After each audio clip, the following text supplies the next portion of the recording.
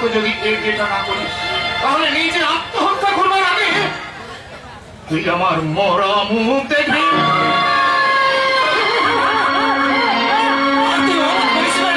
শুধুমাত্র নিজের সুখের কথা ভেবে আমাদের এই সুখের সংসারটা নাকি এইভাবে শেষ করে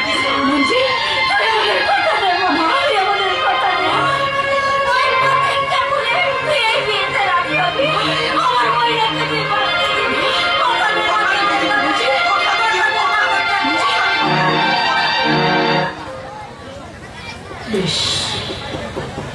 আমি তোমাদের কথা দিলাম না, আমি তোমাদের কথা রাখতাম। আমার সমস্ত সুখগুলোকে আমি একটা একটা করে খুন করে দেবো।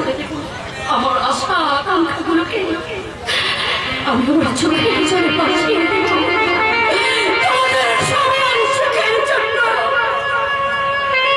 নিজেকে আমি একটু শেষ করে দেবো।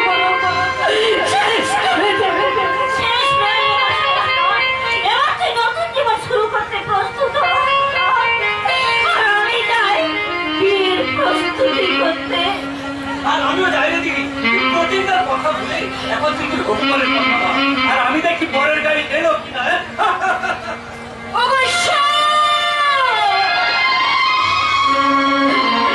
তুমি আমার কোন পরীক্ষায় ফেলে থাকো? কেন কেন এত ভালোবাসা দিয়েছি বলো, কেন?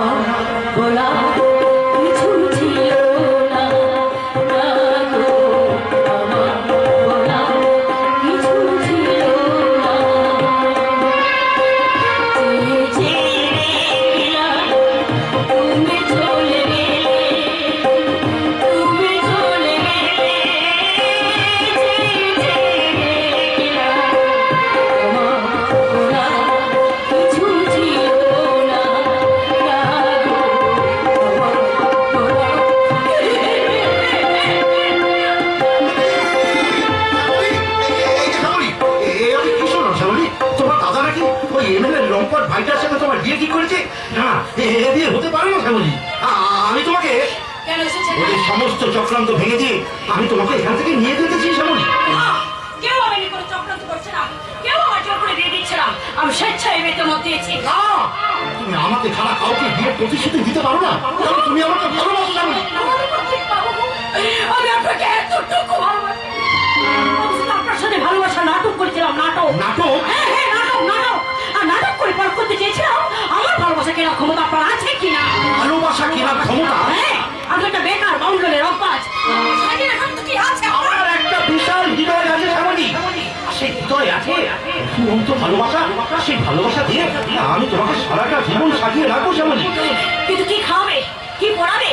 ভালোবাসা, ভালোবাসা দিয়ে বাসা বাঁধা যায় না প্রদীপ বাবু। টাকা চাই, টাকা। হ্যাঁ হ্যাঁ টাকা টাকা টাকা, আমার ভবিষ্যতের অঢের টাকা। কিন্তু আপনি কত টাকার মালিক প্রদীপ বাবু? তুমি পাশে থাকবে, আমি রাত দিন এক করে টাকা রোজগার করবো। তুমি আমার পাশে থাকলে পথের মাঠে আমি সুখে রাজপ্রাসাদ করে তুলবো। তুমি তুমি আমার জীবনে এসো শ্যামলী, তুমি আমার জীবনে এসো। আমার স্বপ্নের রাজপুত্রের হাত ধরে রাজরানী ভাগ করে জমেছি, হাত ধরে পথে নামার জন্য নয়। কেন সেদিন এই ভিখারিটিকে তুমি রাজা হওয়ার স্বপ্ন দেখেছিলে? কেন দিলে ঘর পালার প্রতিশ্রুতি?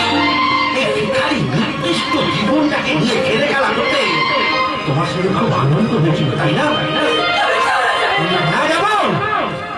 একজনের জন্য যদি তুমি আমাকে ভালোবেসে থাকো, তার শিক্ষাকে আমি চোর করে আদায় করে নেবো। আজ আমি তোমাকে জোর করে বিয়ে করবো। হ্যাঁ, আমি তোমাকে জোর করে বিয়ে করবো। একটা গুন্ডা বা হবুস থেকে টাকা দিয়ে বললে পালা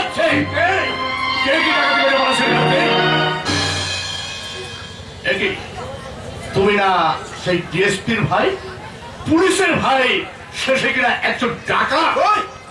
কোথায় ডাকা, কোথায়? এই কে তুমি?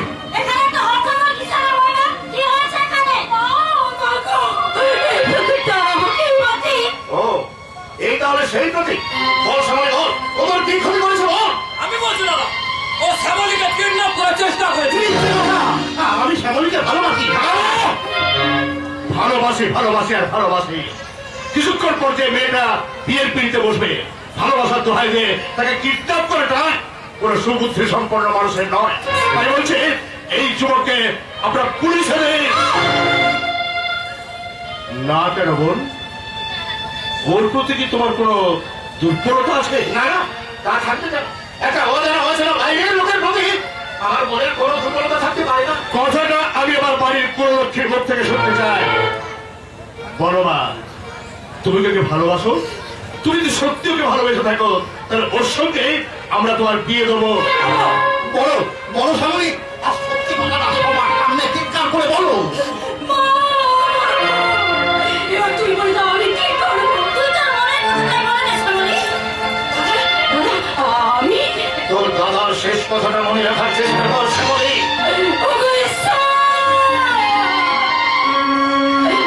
তুমি আমার করুণ পরীক্ষায় ফেলে থাকুন। একদিকে আমার ভালোবাসার মৃত্যু, আরেকদিকে আমার দাদার কঠিন ডিগ্রি। আমি কাকে মেরে কাকে বাঁচাই? চুপ করে থেকো না, সত্যি করে বলো তুমি কাকে ভালোবাসো? শ্যামলী,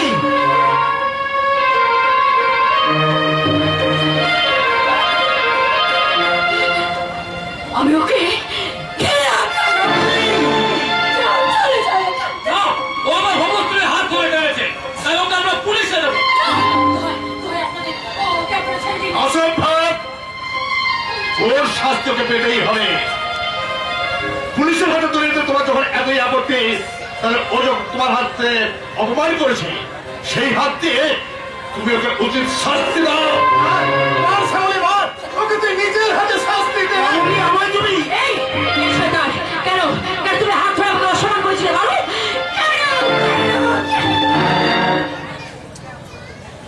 ব্যাস, এত অনুভূতি তুমি সন্তুষ্ট হয়ে গেলে শ্যামলী? মারো মারো আমাকে, তুমি আরো মারো মারো, মেরে মেরে ক্ষত বিক্ষত করে দাও তোমার ভালোবাসাকে, শেষ করে দাও তোমার সব কেনার সৌদাগরকে।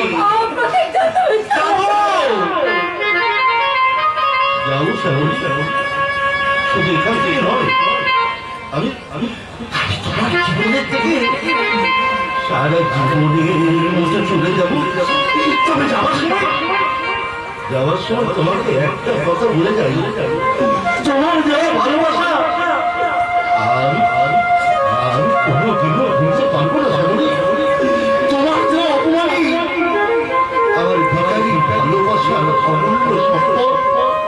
তোমার দেওয়া আঘাতই আমার ব্যর্থ ভালোবাসার মতো স্মৃতি। স্মৃতি আর সম্পদ আমি সারাটা জীবন আমার অন্তরে দাঁড়িয়ে রাখবো।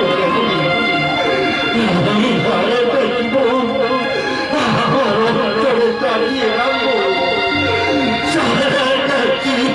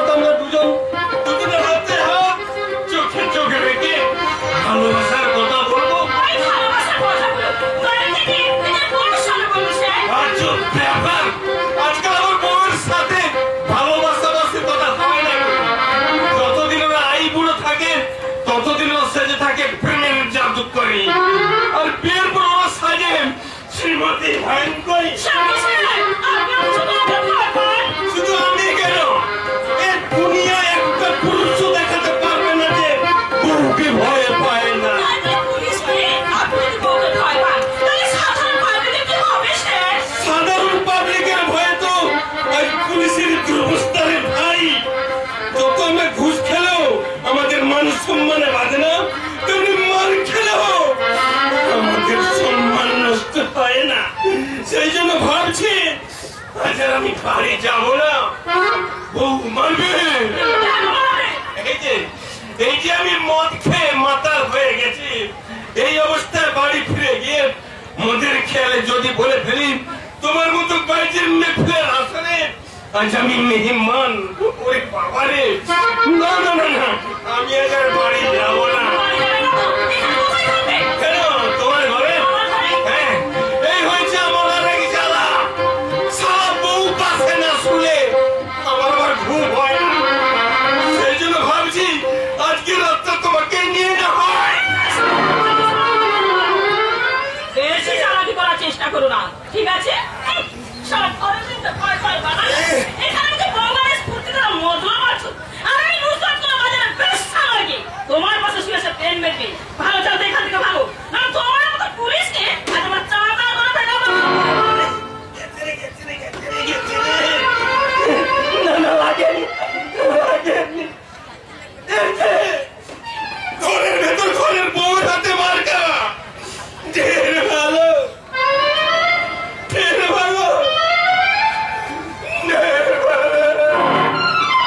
সেটা তোমার মতো পুলিশকে আমি ছড়াই দেবো। নুসরত, নুসরত, কি হচ্ছে চাচা? তুমি চিন্তা করছো কেন? তোর যে তরকির বরবাদ হয়ে গেছে রে বেটি। সত্যি বলবা? হ্যাঁ রে বেটি, নীলাদ্রি বাবু তোকে ওয়াদা দিও, ওনাকে আমাকে শাদি করে নিয়েছে। না চাচা, তুমি ভুল বলছো। নীলাদ্রি বাবু আমার সঙ্গে বেইমানি করতে পারে না। আমার মেয়ের মহব্বতকে নিয়ে সে ছেড়ে মেরে যেতে পারে না। পারে রে বেটি, পারে।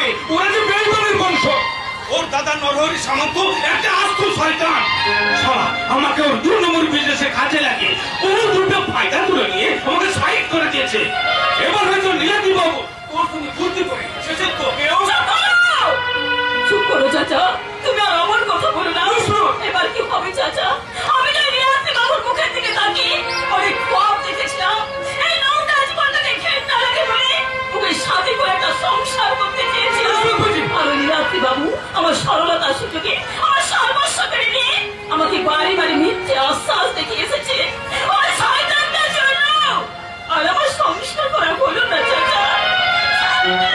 আমাকে নোংরা জীবনে পচে মরতে হবে, পচে মরতে হবে। বলছে বলবি কেন রে বেটি? তোদের প্যার মহব্বতের কিছু নিশান তো তোর কাছে আছে। আছে আছে চাচা, ওই নীলাদ্রি বাবুর সঙ্গে আমার অন্তরঙ্গ অবস্থায় বহু ছবি আমাদের সম্পর্কের প্রমাণ। সেই প্রমাণ নিয়ে তুই নীলাদ্রি বাবুর কাছে গিয়ে তাকে তুই ব্ল্যাকমেল কর। হ্যাঁ, সে যদি তোকেও শাদি করতে চাইতো, আচ্ছা, আর তা না হলে ওই থানা পুলিশের ভয় দেখিয়ে বেশ কিছু মোটা টাকা। না চাচা না, আমি টাকা চাই না, আমি চাই শুধু নীলাদ্রি বাবুকে। তার জন্য আমাকে যখন নিচে রাখতে হবে রাখবো। কিন্তু চাচা আমি মুসলিম বলে ওর বাড়ির লোক আমাকে মেনে নেবে? নেবে না, কিছুতেই মেনে নেবে না। নীলাদ্রি বাবু তোর রূপে মুখে চৌপুরি টানে তোকে সাধু করতে রাজি থাকলে ওর দাদা তোকে কিছুতেই মেনে নেবে না। আর তার জন্য আমাদের একটা ছোট কাহানি বানাতে হবে। কাহানি? কেন নেবে?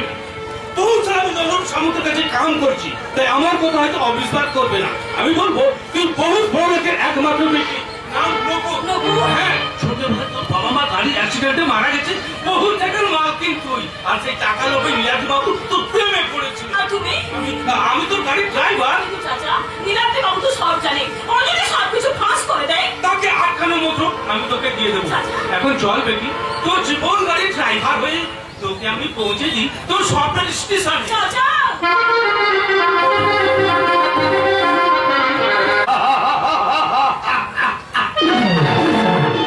ছুটছে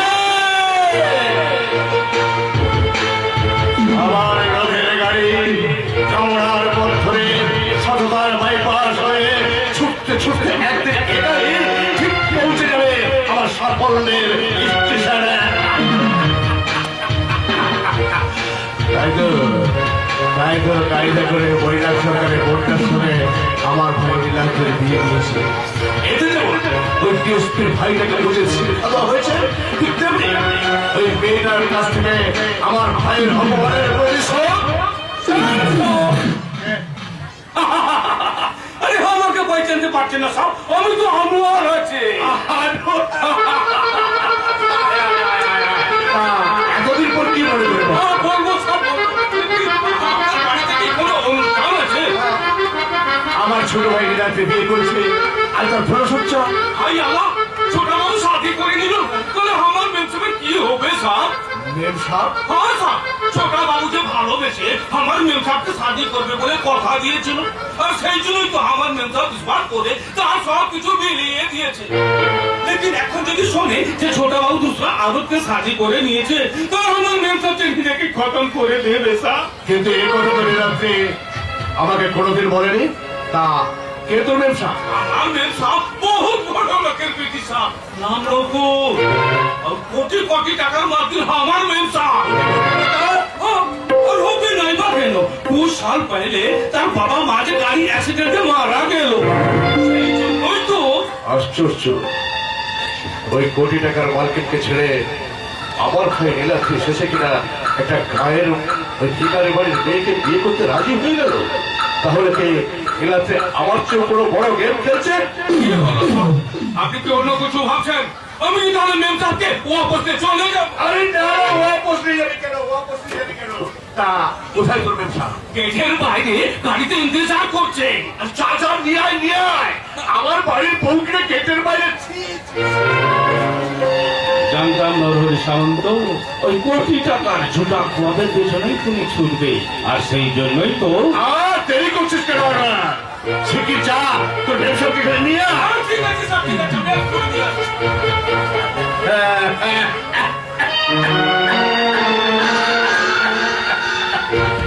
আসছে আসছে ওই কোটি টাকার ভান্ডার আমার হাতের দিকে এগিয়ে আসছে। যেন যেন ওই ভান্ডার আমাকে লুটে দিতেই হবে। কিন্তু কিন্তু নীলাদ্রির বিয়ে হয়েছে শুনে মেয়েটা কি নীলাদ্রিকে বিয়ে করতে রাজি না হয়? নীলাদ্রিকে বিয়ে যদি না করে শেষে আমি না হয় ওই মেয়েটাকে। ও নীলাদ্রি, তা কিছু বলবি? বলতে পারো আমরা তোমার আশীর্বাদ রেখেছি আশীর্বাদ? হ্যাঁ দাদা, আমাদের নতুন জীবন শুরু হওয়ার আগে আমরা আপনার আশীর্বাদ চাই। নতুন জীবন মানে ওই কি ওই পুরো সন্তান হয়ে যাওয়ার আগে চুপ কর ভাগা। চারটার সঙ্গে আমি তোর ফুল হচ্ছে মারবো না, তোর ফুল হচ্ছে হবে। এই উপরের সাথে এখানে নপুর তুমি এখন এসে তো কেন আমি কেন আসবে না হতভাগা? এই নপুরের সাথে যে আগে থেকে তোর মেলামেশা ঢলাঢলি ব্যাপারটা আমাকে তো কোনো কোনদিন বলিসনি। তাহলে তো ওই গায়ের ভিখারি বাড়ির মেয়েটার সঙ্গে আমি তোর বিয়ে দিতাম না। যা যা হতভাগা, এবার তুই নৌকায় পা দিয়ে নিজের জীবনটাকে একটু চাকিয়ে জমিয়ে উপভোগ করে নে।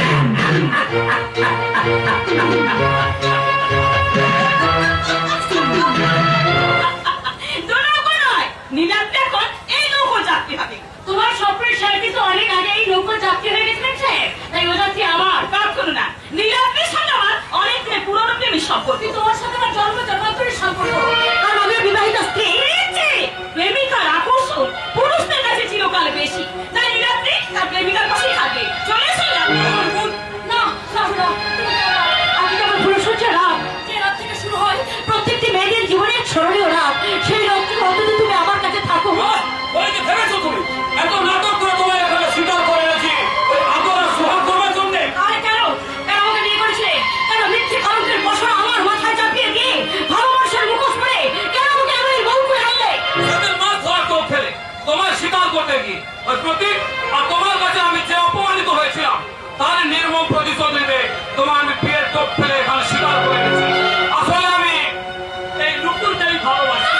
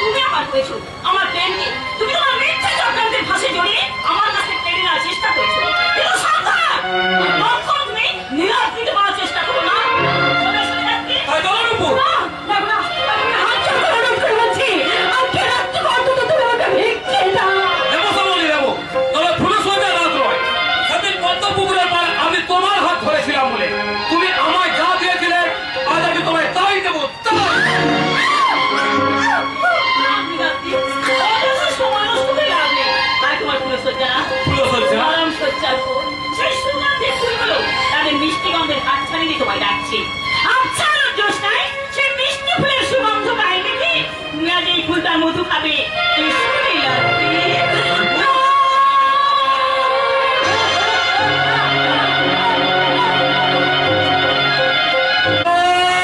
সন্ধ্যা, ওগো ওগো, তোমরা আমার সন্ধ্যাকে দেখেছো? আমার সন্ধ্যা গো, যে আমার আশার বাতি জেলে নিরাশার অন্ধকারকে দূরে সরিয়ে রেখেছিল, যে যে যে তোমার সাথী হয়ে আমার পথ দেখিয়েছিল, সেই সন্ধ্যাকে আমার কাছে এনে দিতে পারবে? পারবো না। সমস্ত সঠিক তথ্য হাতে না পেলে আমরা কোনোদিনও কাউকে খুঁজে আনতে পারবো না। আমরা পুলিশের কিছু জাদুকর না গণককার যে কে কোথায় কার থেকে লুকিয়ে রয়েছে তাকে আমরা ট্রেনে বের করে আনবো। এই এই কেন তুমি? এ আবার দেখে বুঝতে পারছো না আমি পুলিশ? পুলিশ? কেমন পুলিশ গো তুমি? জনগণের মাথায় কাঁঠাল লেগে নিজের আখের ঘোষণা পুলিশ, নাকি নেতা মন্ত্রী দাবিদারি করে সত্যকে মিথ্যে আর মিথ্যেকে সাজাবো পুলিশ? হ্যাঁ, পাগলের মতো কথা বলছেন মশাই। হ্যাঁ, একেবারে পাগলের মতো না বলছি কেন? ও তো একটা বদ্ধ পাগল। তোমরা পাগল? তুমি পুলিশের ওই খাকি পোশাকটা পরে রাস্তার মোড়ে দাঁড়িয়ে ভিখারির মতো হাত পথে ঘুষ চাও কেন? ঘুষ? দুর্জয় আর সাহস, সততার প্রতীক ওই অশোক স্তম্ভটা মাথায় নিয়ে নেতা মন্ত্রীদের ভয়ে সত্যকে মিথ্যে আর মিথ্যাকে সত্য বলতে ভয় পাবে। এই সব কথা উপর মহলে জানাজানি হয়ে গেলে আমার চাকরিটা তো যাবে, সেই সঙ্গে আপনারও হয়তো চাকরি থেকে সাসপেন্ড হয়ে যাবে। এখানে অলিখিত নিয়ম, পুলিশ পুলিশের কাজ করতে গেলে তাকে সাসপেন্ড কিংবা একেবারে সর্বহারা পাগল হয়ে যেতে হয়। এমন পাগলকে ভাবে ছেড়ে রেখেছেন কেন? ওর হাতে পায়ে বেড়ি লাগিয়ে। Shut up! উনি আমার বাবা, আর আপনার বোধহয় জানা নেই উনি ছিলেন একজন ডিএসপি।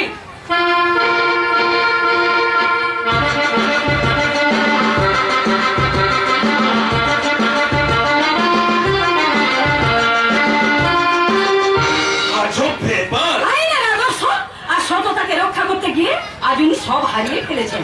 আজ উনি আমাদের পুলিশ ডিপার্টমেন্ট থেকে কোনো সুবিচার পাননি, কিন্তু আমি দেব। যারা আমার বাবাকে অনুমান করেছেন, আমার মাকে আমার কাছ থেকে কেটে নিয়েছে, তাদের আমি আইনের মাধ্যমে শাস্তি দেবই দেব। এই এই পুলিশ, তুমি তো সকাল থেকে সন্ধ্যা পর্যন্ত ওই টাকার সম্মানে ঘুরে বেড়াচ্ছ। তুমি কি আমার সন্ধ্যাকে দেখে থাকো? আমার সন্ধ্যা কেন দেখবো না?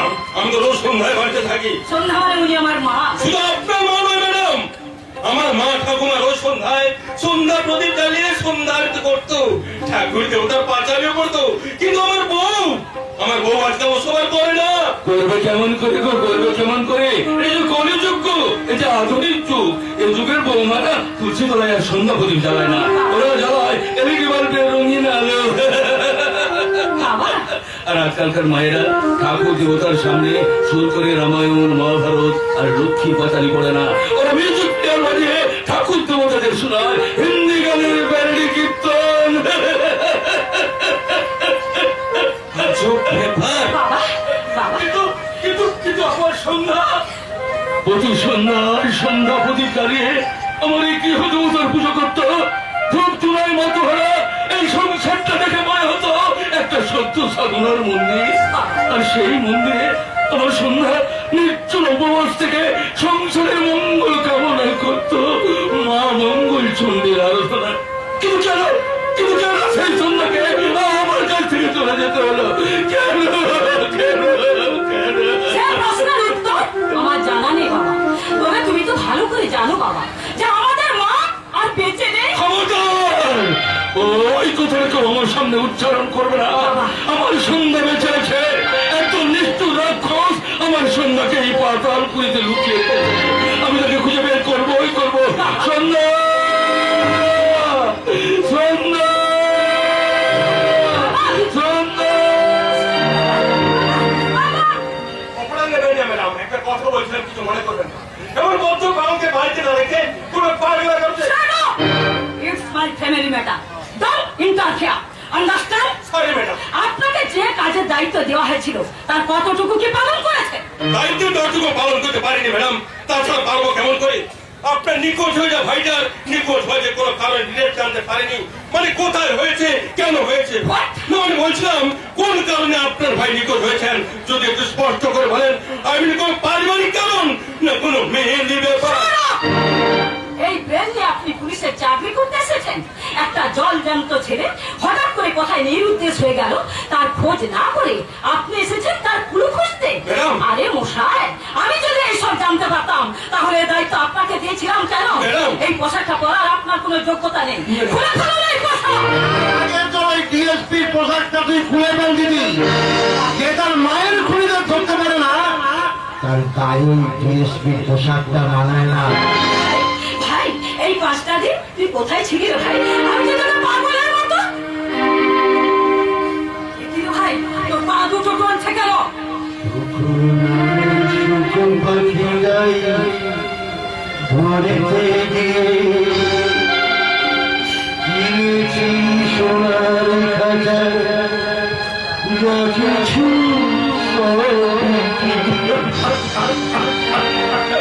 আমার সুখের পৃথিবীটা যায় চৌতি হয়ে গেছে। চোখগুলো রক্তের মতো হলো কেন? দু চোখের স্বপ্ন যে আজ রক্তাক্ত, ক্ষত বিক্ষত। তোর সারা গায়ে এই কিসের দুর্গন্ধ? আমার মরে যাওয়া ভালোবাসার কথা আসে।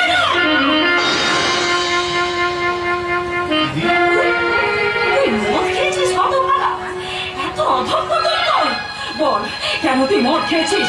বল রাস্কেল, বল, বল, বল। আমিও ঠিক এই কথাই আন্দাজ করেছিলাম ম্যাডাম। আপনার ভাই নিশ্চয় কোনো চুরিখানায় বেউস হয়ে। Stop, stop, stop it! Get out! I say you get out from here! Okay madam. চোখ একবার ম্যাডামের ফ্যামিলির সবাই দেখছি একটা পাগল। কি চাস তুই? কত তুই জ্বালাবি আমাকে? দেখতে পাচ্ছিস না এদিকে উন্মাদ বাবা, আর আর ওই উন্মাদ বাবার ট্রিটমেন্ট করতে গিয়ে যে চাকরিটাকে আজ তুই এতই ঘৃণা করছিস, সেই চাকরিটা না থাকলে ওই উন্মাদ বাবার ট্রিটমেন্ট করে আমি বাঁচিয়ে রাখতে পারতাম না। যে চাকরিটায় আজ তোর এতই আপত্তি, সেই চাকরিটা না থাকলে তুই আমি দুমুঠো খেতে করতে পারতাম। তুই কে চাস? আমি নিজেকে শেষ। আরে দিদি, আমার কথা তুই কোনোদিন উচ্চারণ করিস না দিদি। কোনোদিন উচ্চারণ করিস না। তাহলে বল, কেন তুই আমাকে এত কষ্ট দিস? আমাকে কষ্ট দিয়ে তুইও কি কষ্ট পাস না? আইরে দিদি, তোর কষ্ট দেখে যেমন আমি কষ্ট পাই, তেমনি বাবার কষ্টটাও যে আমি আর সহ্য করতে পারি না। আর মা খুন হয়ে যাওয়ার যন্ত্রণাটা আমার অন্তরটাকে যে কুড়ে কুড়ে খায়। ও, আর সেই যন্ত্রণা ভুলতে বুঝি আজ তুই মদ খেয়েছিস? আরে দিদি, আমি আমার হেরে যাওয়ার জীবনের যন্ত্রণা ভুলতে, আমার ভালোবাসার কাছ থেকে অপমান আর অবহেলার যন্ত্রণা ভুলতে আমি আজ মদ খেয়েছি রে দিদি। বল, কে তোকে অপমান করেছে? কার কাছে তুই হেরে গেছিস? আমার ভাগ্যের কাজে না দিদি। ভাগ্য আমার সব কিছু কেড়ে নিয়েছে রে দিদি। ভেঙে গুঁড়িয়ে দিয়েছে আমার বেঁচে থাকা স্বপ্নগুলোকে। আমার ভালোবাসা হারিয়ে আমি সর্বহারা যা বলতে গেছি রে দিদি। সর্বহারা যা বলবো। তুই শান্ত হ ভাই, তুই শান্ত হ। বল, কে তোকে আঘাত দিয়েছে? কোথায় হারিয়ে গেছে তোর ভালোবাসা? আমি নিজেকে তোর ভালোবাসাকে তোর কাছে ফিরিয়ে আনবো। হয় না রে দিদি, তা হয় না। কেন হয় না? আমার দিদি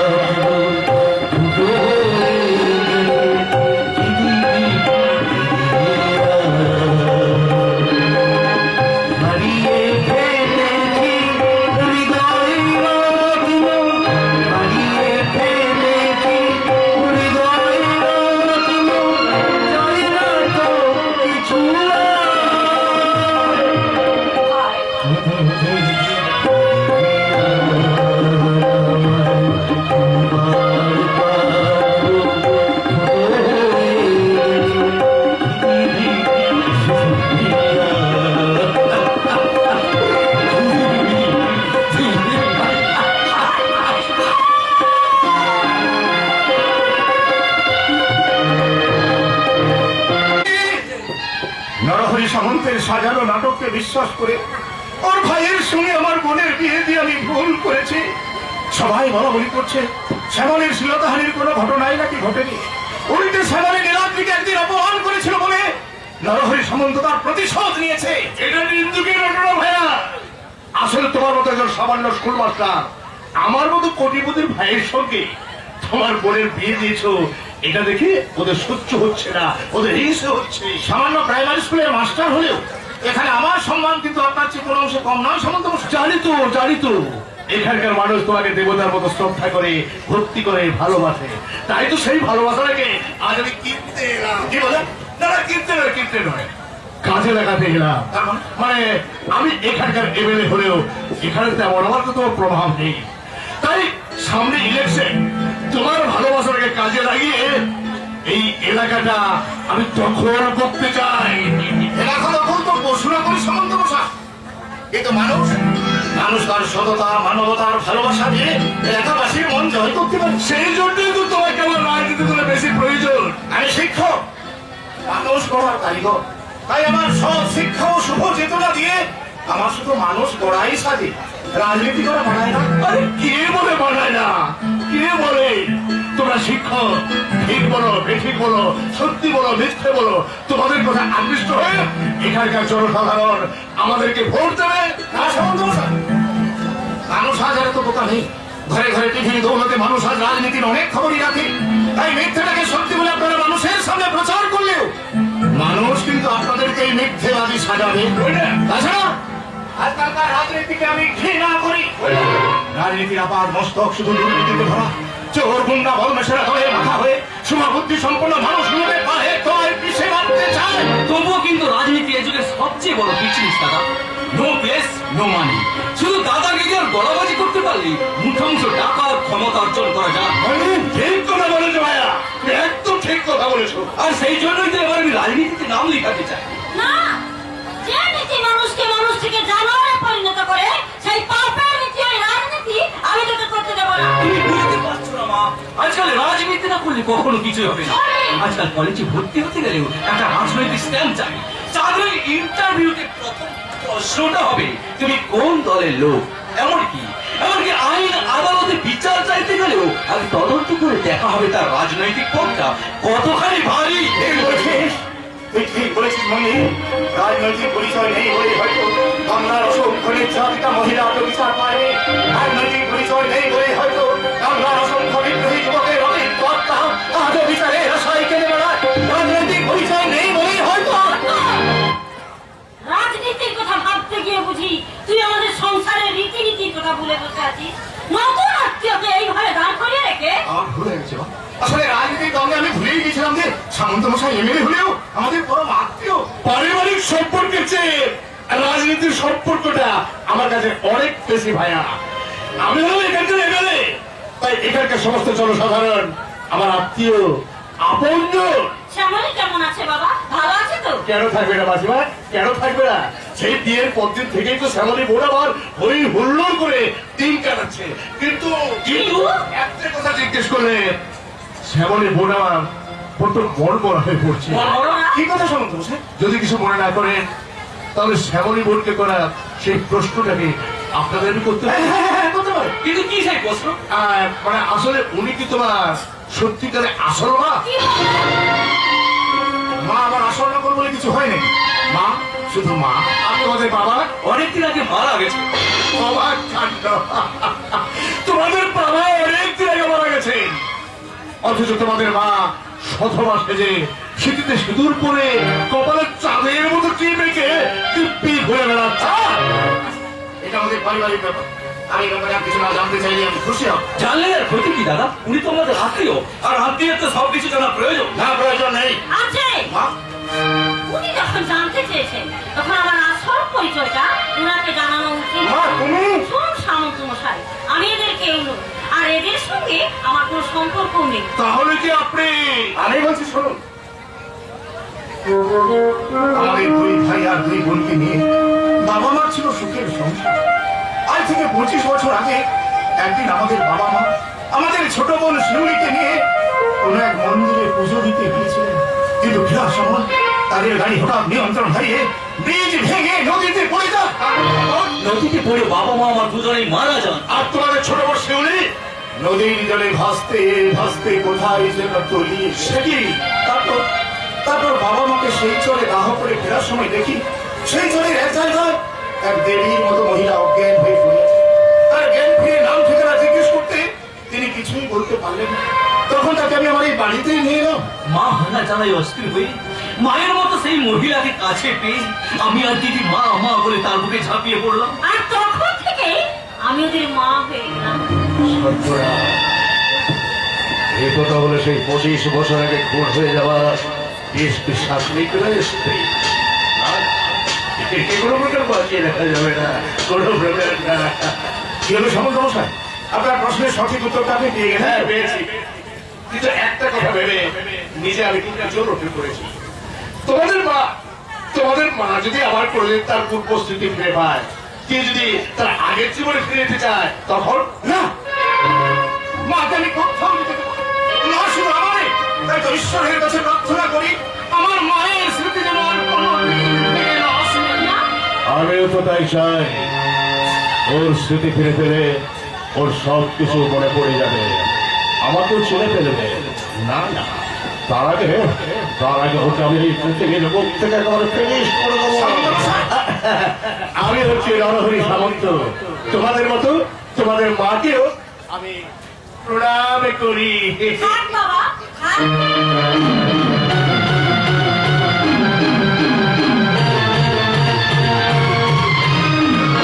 না, না, কারো কথা আমি শুনবো না।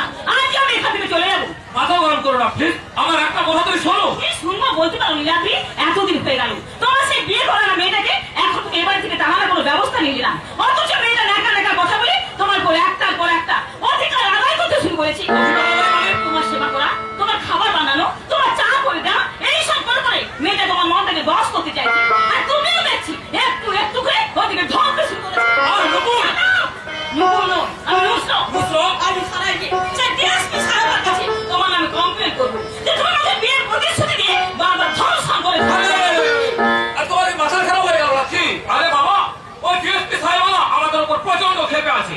এই সময় যদি তোমার ওই কমপ্লেন হাতে পায়, তাহলে আমাদের বাঁচতে দেবে ভেবেছো? ঠিক মতো বাঁচতে না দাও, তাহলে তোমাদের তো আমি শান্তিতে বাঁচতে দেবো না। জানি তো তুমি একটা সর্বনাশের ছবি হয়ে আমার ঘাড়ে চেপে বসে আছো, তাই তোমাকে দুনিয়া থেকে না শোনানো পর্যন্ত আমার নিস্তার নেই। কি ভাবছো নীলাদ্রি? যে ভাবছি যে তোমার মতো বোকা বোধ হয় এই দুনিয়ায় আর দুটো নেই। না মানে? আরে বাবা, ওই মেয়েটা চুলের মুঠি ধরে তাড়িয়ে দিলে, ও যদি ডিএসপির কাছে গিয়ে কমপ্লেন করে, তাহলে কি মেয়েটা এবার দেখে যাবে? না, আমরা সবাই মিলে ওর সঙ্গে এমন ব্যবহার করবো যাতে করে ও নিজেই এ বাড়ি ছেড়ে পালিয়ে যায়। নীলাদ্রি, ওই মেয়েটা যেন সবসময় আমাদেরকে ছায়ার মতো অনুসরণ করে চলেছে। ওই মেয়েটার জন্য তোমাকে আমি এখানে সম্পূর্ণ নিজের মতো করে পাই না। যখনই পাগল হয়ে গেছি ওই শয়তানি মেয়েটা কোনো না কোনো অজুহাতে ঠিক সেখানে ভেতরে আসবো। এসেই তো পড়েছো, আমার ন্যাকামো করছো কেন? না মানে আমি আমার স্বামীকে চা দিতে এসেছিলাম, এসে যা দেখলাম তোমাদের যে অবস্থা রয়েছে। নিরাময় কিছু ভালো মতো শেয়ার করতে যাই, তখনই দেখি তুমি কোনো না কোনো অজুহাতে ঠিক সেখানে পাঠিয়ে দাও।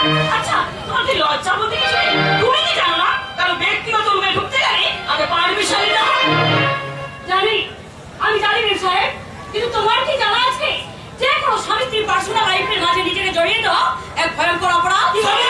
আর তুমি কি জানো নিজের স্ত্রীকে দরজার বাইরে ফেলে রেখে এই প্রেমিকাকে নিয়ে বদ্ধ করে মাঝে নোংরামো করাটা কোনো সুস্থ মানুষের পরিচয় নয়? শোনো, একটা কথা তুমি কান খুলে শুনে রাখো, তুমি আমার বিয়ে করা বউ হলেও ওই নুপুর কিন্তু আমার প্রেমিকা, তাই তোমার চেয়ে এই নুপুরের ভালোবাসার মূল্য আমার কাছে অনেক দামি। নুপুর যতই দামি হোক, তার স্থান কিন্তু গলাতে নয়, পায়ের পাতাতে। তোমার চা ঠান্ডা হয়ে যাচ্ছে, চাটা তুমি খেয়ে নাও। চুপ হয়ে যাও। দেখি, চাটা তুমি ফেলে দিলে? আরে না, আর কখনো তুমি আমার জন্য কোনো খাবার আনবে না। ঠিক বলেছো নীলাদ্রি, আর কখনো তুমি ওর দেওয়া খাবার খাবে না, কারণ ও খাবারের সঙ্গে বিষ মিশিয়ে তোমাকে মেরে ফেলতে পারে। না, না, ও ঠিক বলেনি। একজন মেয়ের কাছে তার স্বামী আর সাকা সিঁদুরের মূল্য যে কতখানি তা বোঝার মতো বোধ সত্যি ওর নেই, আর থাকবে কেমন করে? ও তো বধূ নয়, প্রেমিকা, তাই সিঁদুর পরার মতো কপালটা জোর নেই, কিন্তু আমার আছে। তাই তো নিজের জীবন দিয়ে আমি সিঁদুরটাকে আগলে রাখার চেষ্টা করবো। তোমার সিঁদুর সিঁদুর আমি মুছে নেবো। না না গো না, তাতে তো অকল্যাণ হবে। তুমি তো আমার জীবনের সবচেয়ে বড় অকল্যাণ ডেকে এনেছো, আর তোমার ওই সিঁদুরটাই আমাদের মিথ্যা সম্পর্কের সৃষ্টি। তাই ওই সিঁদুরটা আমি মুছে দিব।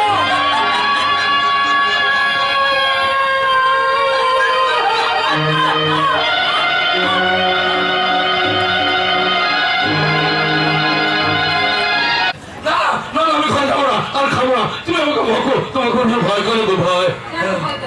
আমি তো তোমার মেয়ে। হ্যাঁ, তোমার সেই ছোট্টবেলার মামনি, তাকে তোমার মনে পড়ে না? আর তোমার সেই ছোট্ট খোকা, তাকেও কি তোমার মনে পড়ে না? পরে তো খোকার মামুনির কথা আমার খুব মনে পড়ে। বাবা। আমি বলতাম আমার মামুনি আমার মতো পুলিশ অফিসার হবে, আর ওর মা বলতো খোকা হবে পুলিশ অফিসার।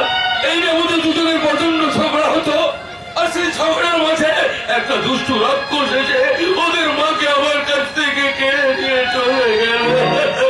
বাবা। এই মেয়েটা ওদের মাকে তুমি আমার কাছে এনে দেবে? নিশ্চয় দেবো। আগে তুমি ঘরে চলো, খাবারগুলো খেয়ে নেবে। না না, খাবারও খাবো না, আর আমি ঘরেও যাবো না। আগে ওদের মাকে এনে দাও। না, আমি কিছুই করবো না, কিছুই না, আমি চলো। আগে না সময় যখন আর কিছুতে বন্ধুর লেগে মনে মন বসে না, জানালার গিলটাতে ঠেকায় মাথা, মনে হয় বাবার মনে কেউ চলে না।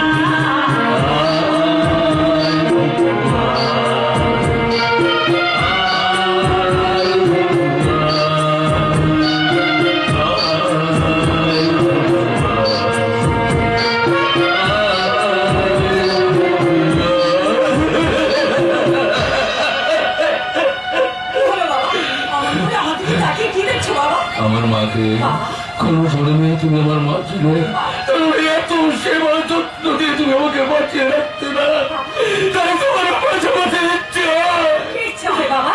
মা বলে তোমার একটা প্রোগ্রাম।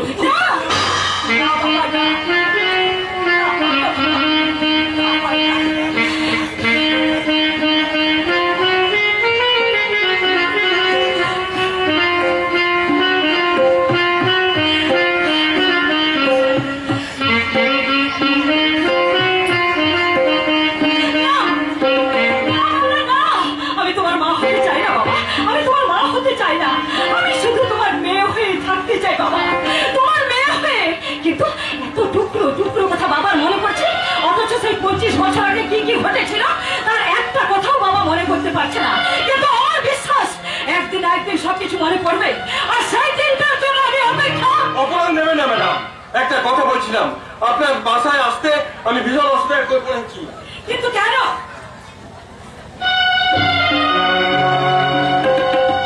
কি বলতে এসেছেন? আমি সামন্ত নরহরি, ওই নদীগুলোর মালিক হচ্ছে আমি। অফিসের আগে আমার বাসায় এসেছেন কেন? তো অফিসের কথাবার্তা হয় ম্যাডাম, বাসায় এসেছে কিছু ঘরোয়া কথা বলতে। ঘরোয়া? হ্যাঁ, শুনলাম আপনার বাবা নাকি ভীষণ অসুস্থ। শুধু অসুস্থ না স্যার, একবারে কত পাওয়া। কথা ধরবাগো। এর জন্য আপনি একদম চিন্তা করবেন না ম্যাডাম, পুরো স্পেশাল সুপারের নার্সিং হয়ে আমরা বাবার ট্রিটমেন্টের বন্দোবস্ত করে দেবো। যত খরচ হয় আমি খরচ করবো। মিস্টার সামন্ত, আমার বাবার ট্রিটমেন্ট করার মতো সামর্থ্য আমার আছে। যদি পারেন, এদেশের অনেক গরিব মানুষ বিনা চিকিৎসা মারা যাচ্ছেন, তাদের জন্য কিছু করুন।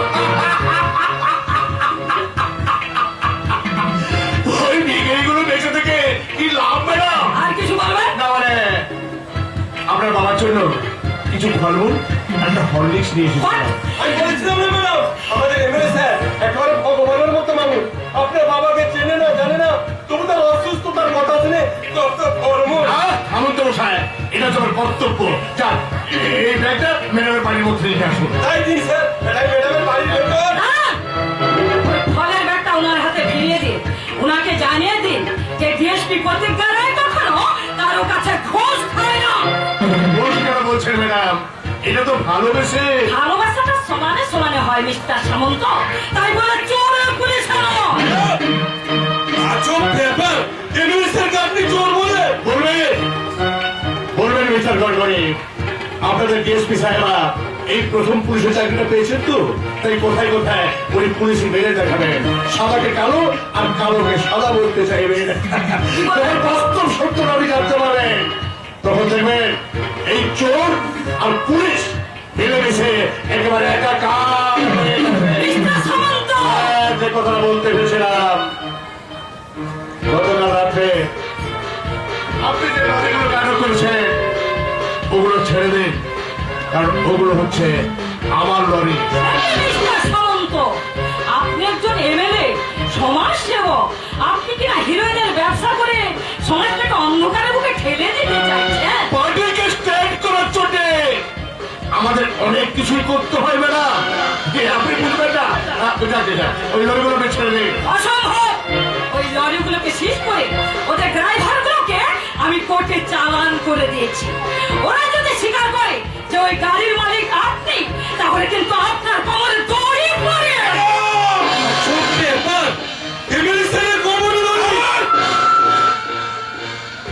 এই এমএলএ নরহরি সামন্তের কমরে দড়ি পড়ানোর আগে আপনাদের ডিএসপি সাহেব আর ডিএসপির পোশাকটা পরা থাকে কিনা দেখুন।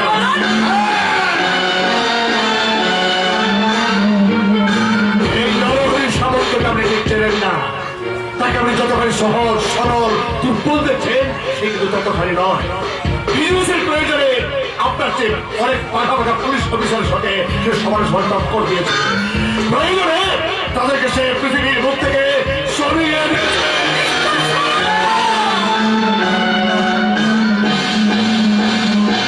তাই বলছি ম্যাডাম, ওই লরিগুলো আপনি ছেড়ে দিন।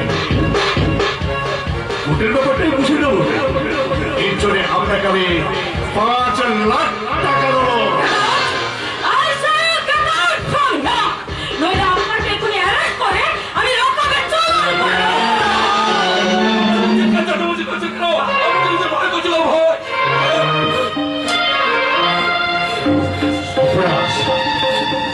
এই কথা বলে যে প্রাক্তন ডিএসপি সাগরিক রায়ের মেয়ে, সেই ডিএসপি হয়ে এই ধারে এসেছে। না না, আমাকে করে এখান থেকে পালাতে হবে।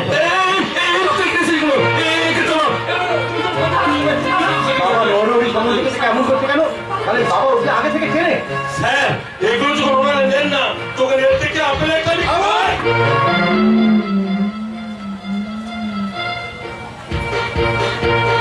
অসময়ে ফল খেলে অ্যাসিডিটি বাড়ে, তার চেয়ে ঘুষ খা। ঘুষ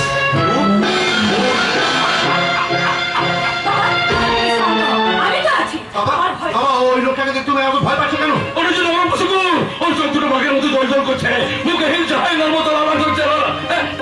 চলে গেছে দিদি আমার মন বলছে সেদিনকার সেই ঘটনার সঙ্গে নরহরি সামন্ত নিশ্চয় করে যুক্ত আছে।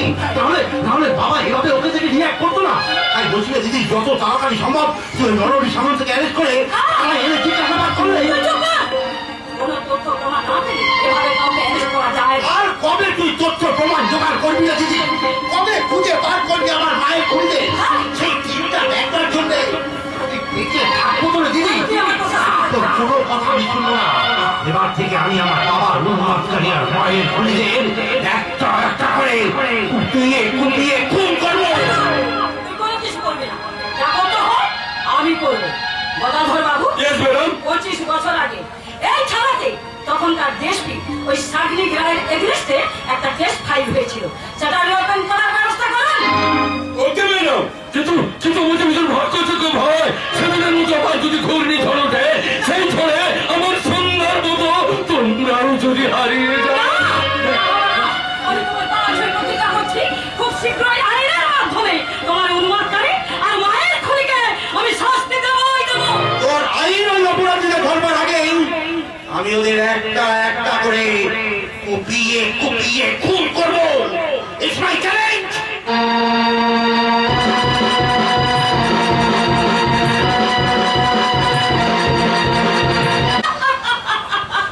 সত্যি সত্যি মিনারটি, তোমার বিয়ে করা বউ থাকতে তুমি আমাকে এতখানি ভালোবাসো তুমি আমি ভাবতেই পারি না। ওর স্থান কিন্তু আমার পায়ের তলায় দাঁড়িয়ে, আর তোমার স্থান আমার এই বুকে। কিন্তু কতদিন আমাকে তোমার বুকের পাশে ধরে আমি বাড়িতে দাঁড়িয়ে ওই দিন তোমার বিয়ে করা বউ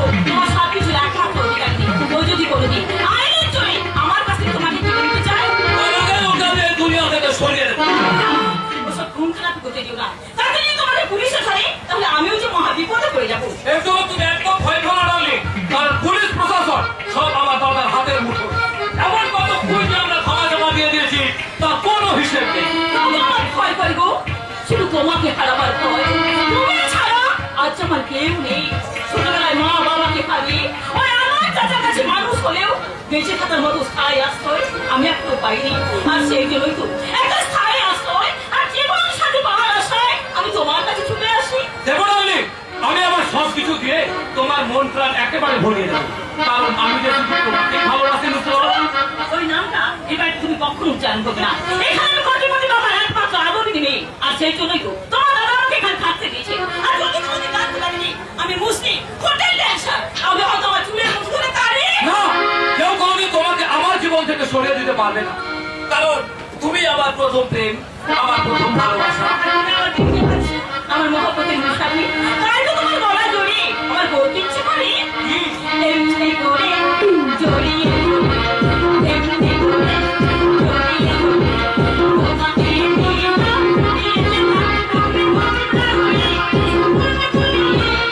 আমার ভুলে নতুন ছবি এমনি করে জড়িয়ে এমনি করে জড়িয়ে তোমাকে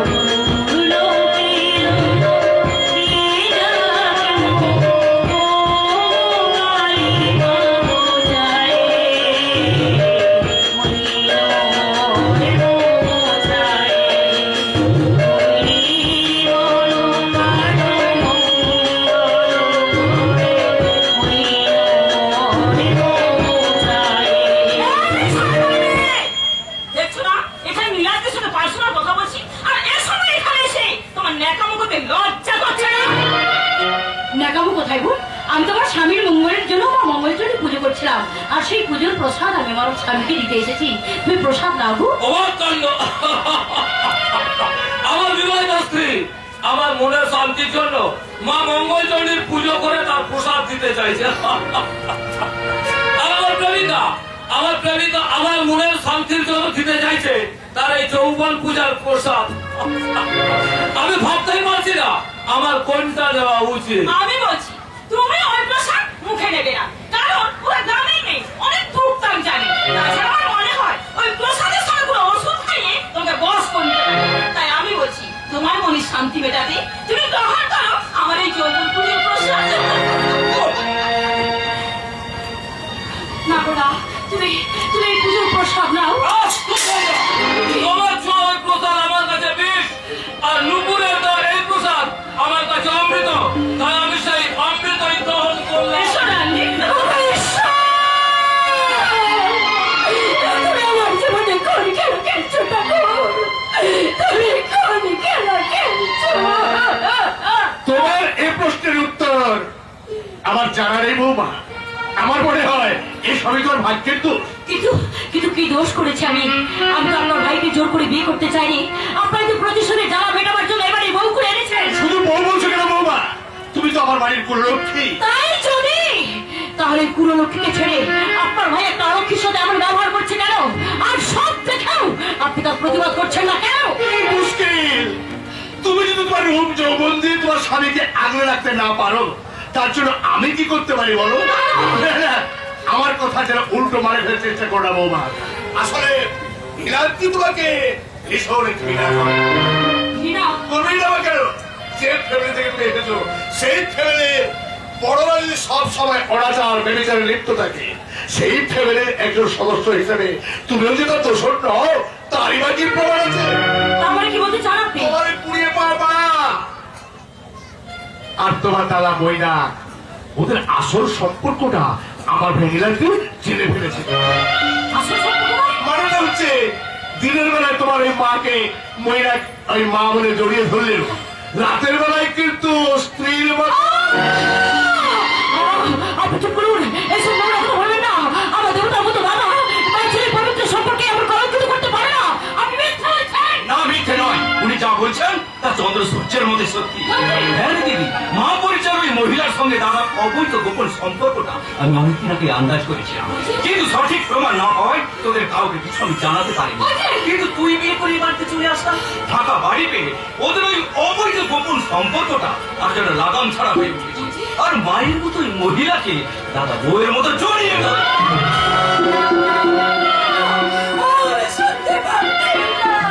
আপনার শেখানো কথাগুলো আমি ঠিক ঠিক বলতে পারলাম তো দাদা। ফাটিয়ে দিয়েছো ভাইয়া, একদম ফাটিয়ে দিয়েছো। এবার আমার বাড়িতে তোমার জায়গা একদম পাকা। যে দাদাকে আমি এতদিন দেবতার আসনে বসে পুজো করে এসেছি, যে মাকে আমি আমার গর্ভধারী মেয়ের আসনে বসিয়েছি, তাদের চরিত্রগুলো এত নোংরা, এত কুৎসি। আর সেই জন্যই তো ওই বাড়িতে থাকতে আমার ঘেন্না করে। ওই বাড়িতে আর আমি থাকবো না, কিছুতেই না, কিছুতেই না। ওই যে আমার কথা শুনবে, আমার কথা শুনবে। মন্দিরের জন্য একদম চিন্তা করে বৌমা, ওর জন্য একটা আমি টেম্পোরারি চাকরি বন্দোবস্ত করে রেখেছি। সেই সঙ্গে আমার পার্টিতে ওকে একটা গুরুত্বপূর্ণ পদ আমি পাইয়ে দেবো। না, আমার ভাইকে আমি কোনো রাজনীতি করতে দেবো না। আরে বই রাখছে, এসো ভাইয়া এসো, এসো। ওরে কে আছিস দেখে যা, আমার বাড়িতে আজ নতুন আত্মীয় এসেছে, তাদের আপ্যায়ন বন্দোবস্ত কর। আমি সামন্ত নরহরি, যা হওয়ার নয় আমি তাই করি। দেখিয়ে বল, ওইভাবে মুখ ফিরে দাঁড়িয়ে আছিস কেন? তোকে দেখতে আসায় দেরি হয়েছে বলে তোর বেশি রাগ হয়েছে? কেন এসেছে এ বাড়িতে? আরে তোকে নিয়ে যেতে এসেছি বল। আমি ও বাড়িতে গেলে তোমার আর তোমার সেই নকল মায়ের আসল সম্পর্কে কোনো ব্যাঘাত ঘটবে না তো দাদা? আসল সম্পর্ক মানে? আরে মা ও ছেলের সম্পর্ক আমার আসল নকল হয় নাকি? হয়, হয় দাদা হয়। দিনের আলোয় সবার সামনে যতই তুমি তোমার ওই নকল মায়ের আসল সম্পর্কে তুলে ধরো না কেন, রাতের বেলা তোমাদের অবৈধ সম্পর্ক আমরা জেনে ফেলেছি। আমার মা পরিচয় প্রমাণ আমাকে না জানালে আমি বাড়িতে কোনো দিনই যাবো না।